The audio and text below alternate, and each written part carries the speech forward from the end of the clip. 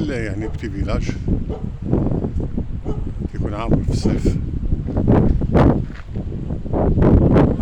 يجوا لي من جميع النواحي تقريبا، بلجيكا، فرنسا،